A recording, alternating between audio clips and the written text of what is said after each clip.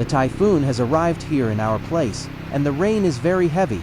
So I laid down cardboard to use as a bed, but I didn't go through with it because the rain was hitting hard due to holes in my roof.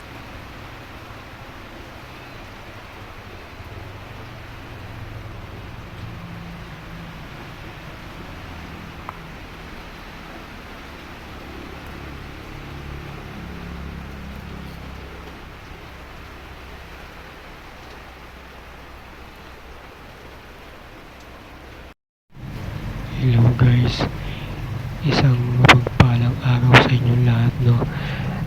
Napakalakas ng ulan dito.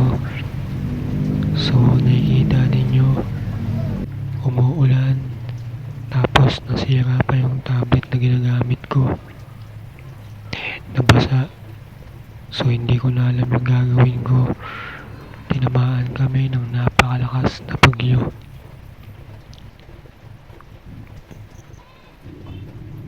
Ilang oras na ring umuulan, hindi tumitigil.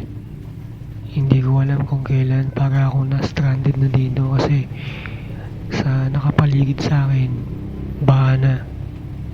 So baha na dun sa bandang likod namin. So hindi ko na alam. So nandito ako, yan, tinitignan ko kung lalakas pa or hindi na.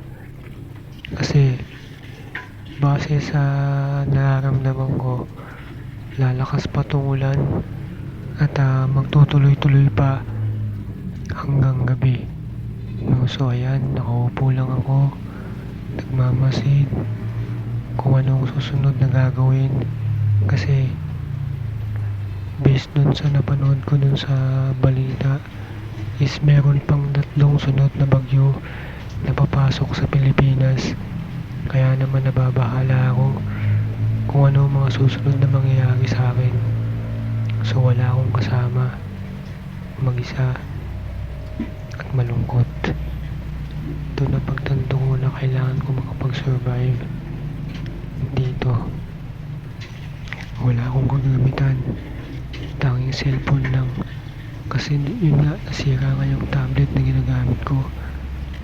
Buti na lang may kuryente pa. Itong kuryente na to, ang pinaka inaasahan ko sa lahat kasi pag nawalan ako ng kuryente, wala rin akong internet, wala akong connection sa iba, connection sa pamilya, sa kaibigan, sa kamag-anak. At doon nga, napakaswerte ko pa rin sapagkat meron ako nun. Kaya naman, nagpapasalamat ako sa mga nanonood, sumusuporta sa akin hanggang ngayon. Nandito pa rin ako.